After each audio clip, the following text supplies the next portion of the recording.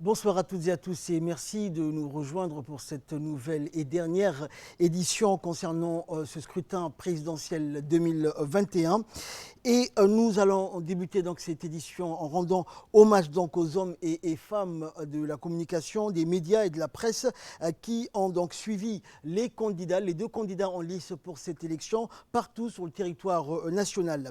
Et durant donc la campagne électorale des élections présidentielles, la Commission nationale de communication et la radio-télévision de Djibouti, par souci d'éthique et de respect de la déontologie du métier, ont véritablement été à la hauteur de la gestion menée conjointement de manière équitable et appropriée, l'équilibre de l'information et les règles en vigueur en matière de communication en période électorale. Regardez, c'est un document de la rédaction sur un commentaire de Tarek Aden.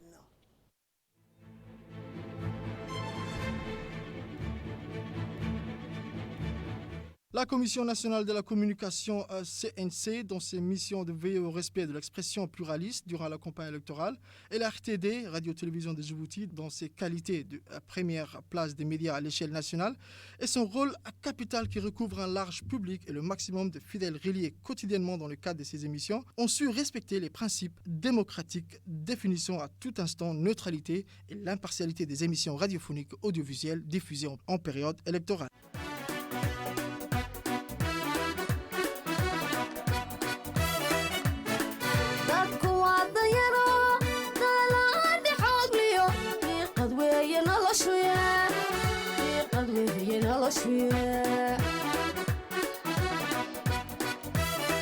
Couvrir au mieux et d'une manière équitable pour assurer aux candidats un temps d'antenne égalitaire et régulier, la RTD a démontré avec professionnalisme son savoir-faire médiatique pendant la campagne électorale en mettant en place un dispositif personnel et technique capable de répondre à tout moment. Les émissions ont été produites, enregistrées, diffusées dans les mêmes conditions pour les candidats. La RTD a assuré une couverture tant qualitative et quantitative, égale et équitable pour les candidats en mettant à la disposition des équipes pour les candidats des moyens de production, d'enregistrement et de diffusion identiques. Ces équipes de la RTD ont été chargées de veiller et d'assurer la netteté et la qualité des sons et des images des émissions durant la période électorale.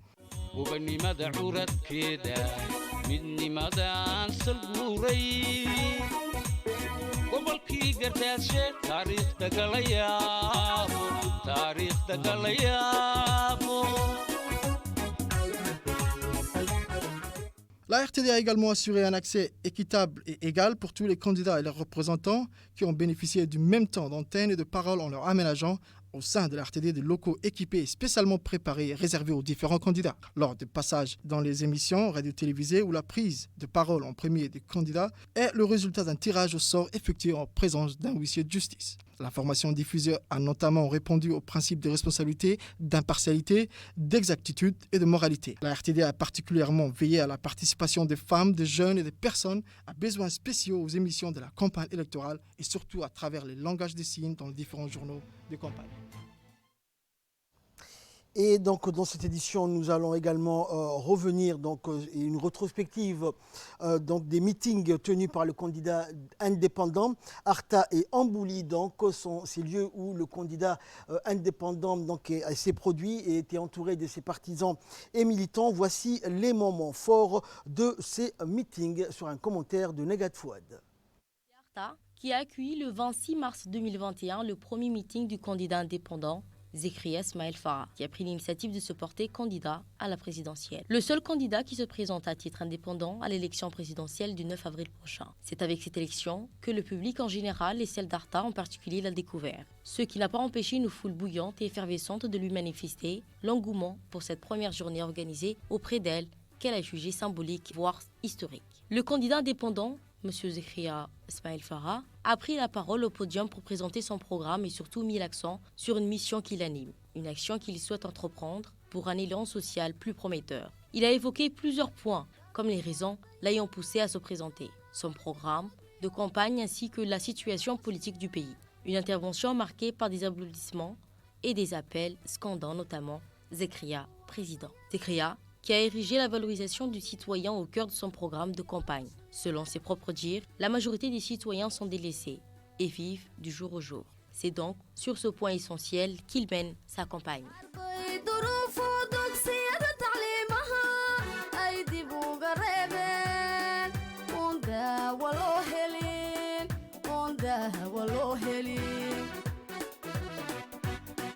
Des messages qui reviennent aussi lors de la rencontre d'Ambouli, quartier où il est natif, et il a fait ses premiers pas en tant qu'écolier. C'est dans cet environnement qu'on peut qualifier de naturel qu'il est allé demander soutien. Certains présents sur le site, surtout les plus âgés, reconnaissent cet enfant du quartier où ils ont assuré de leurs appuis tout au long du processus électoral. Des chants, des danses traditionnelles interprétées et la foule bercée au rythme des chants que le candidat indépendant n'a pas manqué de partager. Une exception pour Zakaria qui a eu la chance de grandir avec toute la communauté qui compose cette zone. Le candidat Zakaria s'est déclaré fier et honoré pour une telle mobilisation en guise de soutien. Verdict le 9 avril prochain.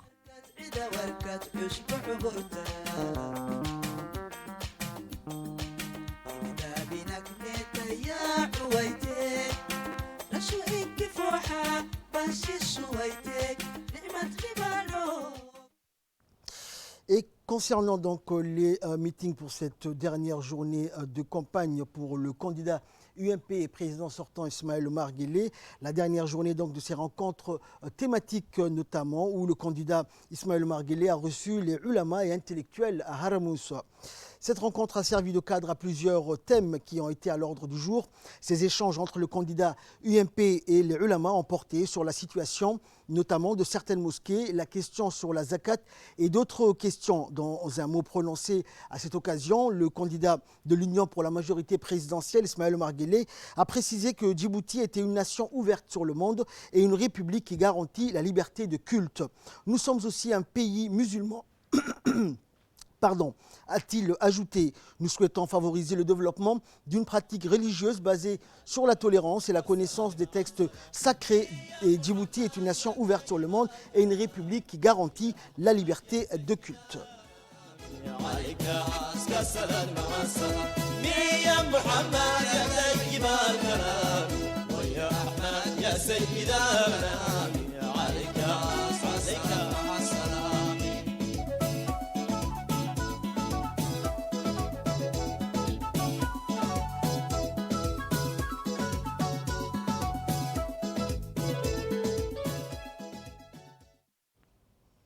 Eh bien, cette rencontre a été importante à plus d'un titre. C'est ce qu'a précisé donc le candidat UMP président sortant Ismaël Omar Guelleh lors de cette rencontre, notamment avec les ulama djiboutiens. On l'écoute.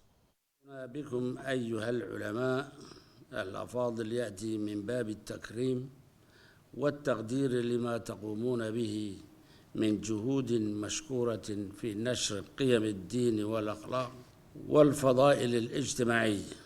وسوف نعمل على دعمكم بكل الوسائل لأداء دوركم المثالي والمساهمة في تحقيق أهداف التنمية المتكاملة. وبعون الله تعالى سوف نقوم على استحداث فصول لتعليم القرآن في المدارس وإنشاء أول مركز لتحفيظ القرآن الكريم وعلوم الحديث في البلاد. كما نعمل على إعادة تنظيم العمل الخيري الديني.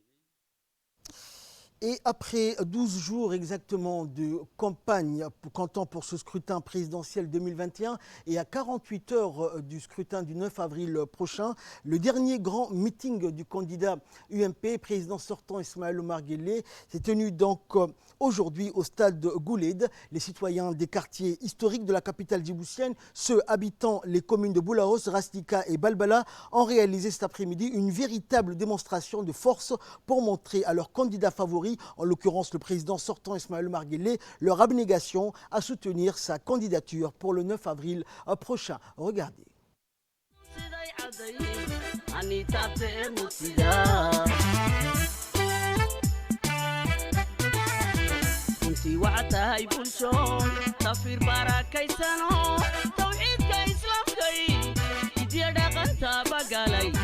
حقيقه ترسنو وانا قبل طلعتك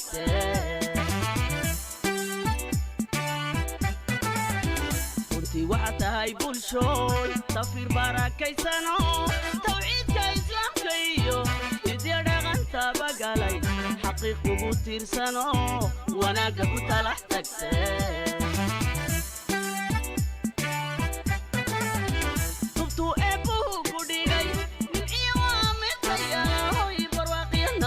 taale tallaabada horay u qaad tanaadoo nabad ku waa tubtuu eebbuhu ku dhigay nimciyo waa meeltayaalahoy barwaaqiyo nabadi taale tallaabada horay u qaad tanaadoo nabad ku waa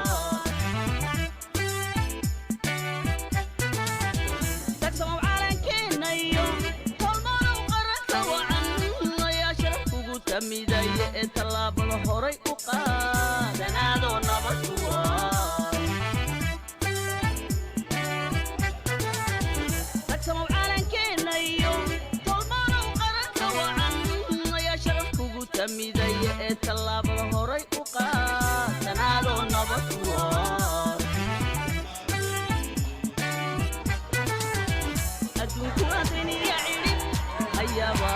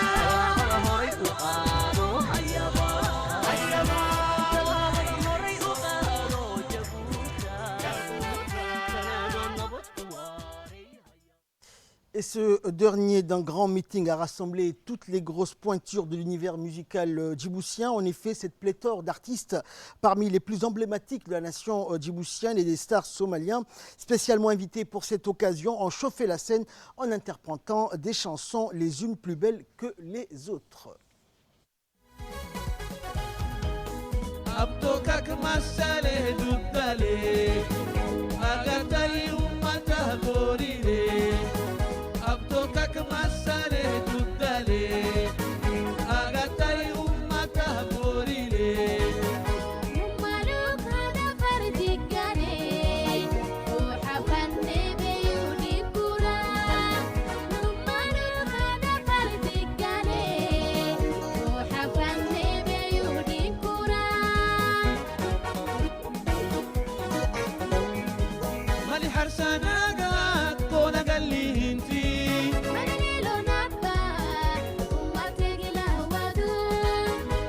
Sana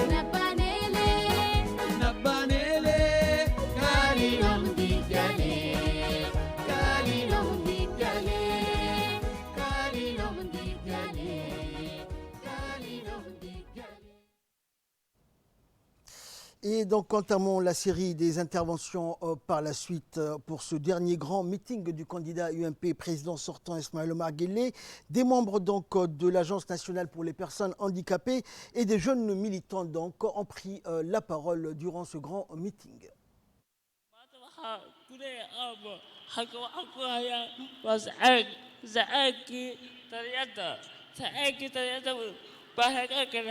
يسعيك طريقة بهيك كله بكماتا أبا وانا ستة راح الأباهية حتى طريقة دين إلى بس سراقنا أصحابها سراقكم بعشر أو بعشر dumarkii mucaaradka ee teeraaga joogay haddaan nahay waxa aan ka daalay siyaasad ma dhalaysa dad aan barnaamij hayn reenyo aan dhammaanayn oo wax alla wax ka soo baxaya ayna jirin ayaan ka daalay markaa annagu waxaan qaraar qaadanay markaan horay eegnay xagga dambe eegnay bidix eegnay midig eegnay inaan madaxweynahayaga xaaji ismaaciil cumar geelle iyo marwadiisa marwe khadre maxamuud xayd inaan hiil iyo hooba la garab joogno mudane madaxweyne waxaa ku tiirsanay raalli ka noqonay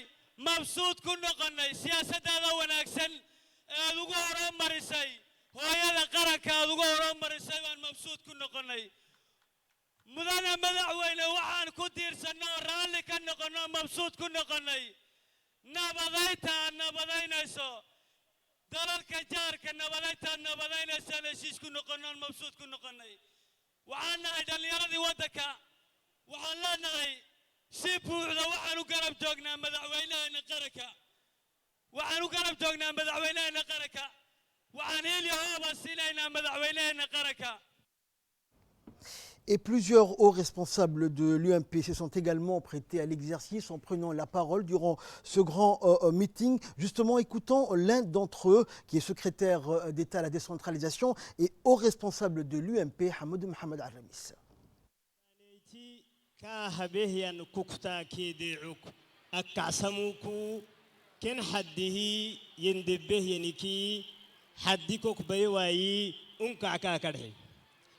توعدي حقي لك بارو هنايتا خضر محمود حيدي ويسا سايمري غاركي انكتينوكي حقل تنجي الليه تندسويو إن يفدر عسيتك أبهتني أساكونا يهدح كان بايفاكي ميمي تاكي كونا ركاكياي إلى أحرفنا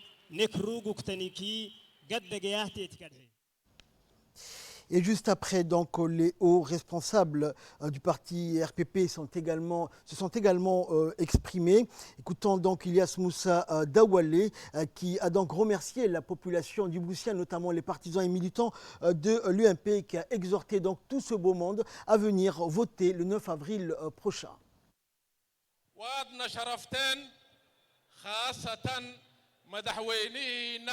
مدحوينهنا مرشحينا واد شرفتين بان لنهي إلهي أني شرفينكنا وقت بالجوغا إسماعيل عمر قيلي وحان نري نو صونقو محان نو صونقو أن لنا إساقا ومدنينينو ولا ليال إسماعيل عمر قيلي مرشحة ماها وحانو دنينينو وحانو دنينينا أون صونقوت كاوربنا وحوي qarankeena ayaan rabnaa inuu adkaado uu jirimaado midnimadeenaan rabnaa inay adkaato kalgacaylkeenna iyo wada joogeenna iyo wada jirkeenna ayaan rabnaa inaan meel adag oonan cidba dabadii aynan rujin karin aan gaadhsiino. Et donc par la suite, le directeur de campagne du candidat UMP a pris la parole. شرفت بدن إيكو باقدي إن مدحوينو سولامو إيان أدريا تهنية إيهام بليو وحان ليهاي قراتك إنتا لأك يا قرشداس ميشي دي بيكو دعدي وحانا فيلينا وقت دو إن شاء الله تعالى natiijadii inaad heshiin doorashadiinna iyo dalabkiinna aad ka dalbateen madaxweynaha inuu nii joogo walaalayaal maanta waxaan soo gabagabaynaynaa ololihii soo socday in muddo ah waxaan hambalyo u diraynaa gobolka dikhil cali sabiix tajoora ubukh iyo carta dhammaanteed iyo dhammaan intii nala soo shaqaysoo dhan waxaan leenahay aad iyo aad baad u mahadsantihiin. Et donc le vice-président du parti RPP Abdelkader Kamel Mohamed n'était pas en reste, il a pris la parole et a félicité donc le candidat UMP pour tout le travail accompli en faveur des Djiboutiens et Djiboutiennes.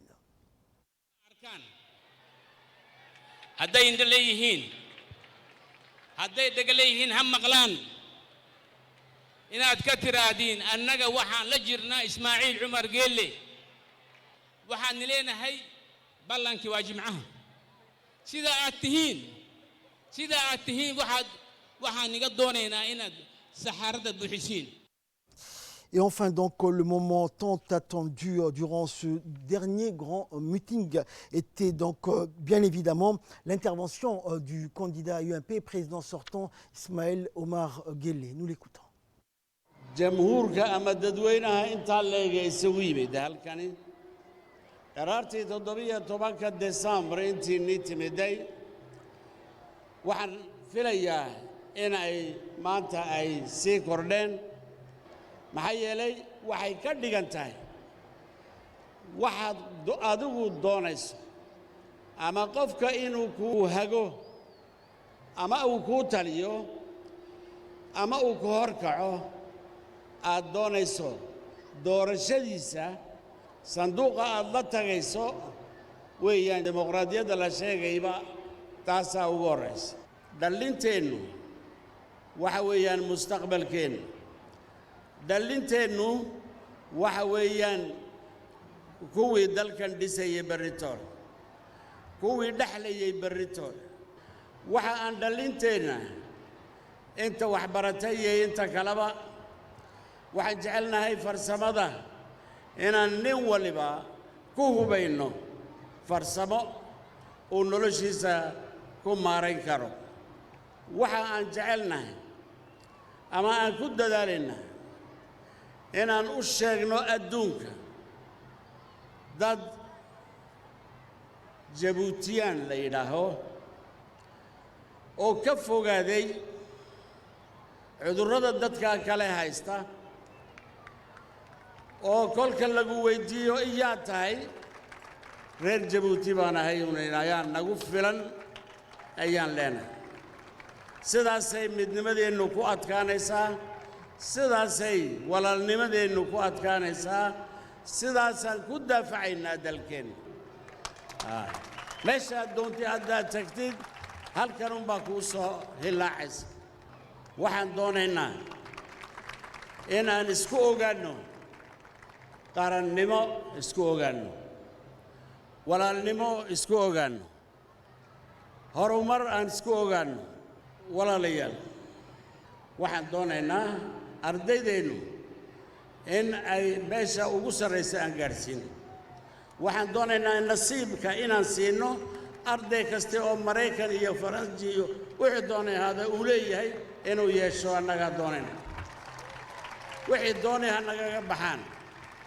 maxaa yeelay caqligaasi ayaa keeni doona in horumarka runta ah ee salka leh ee jiridda leh ee noo asmaxaya inaan soo galno safka dadka hore u maray waxaan nasiib ku leenahay oon ayaan ku leenahay dad wanaagsan baan leenahay dad wanaagsan ayaan leenahay aan ku fara adeegno ballankeennu waxa uu yahay waajibkiinnii dhallinyarooy iyo waayeel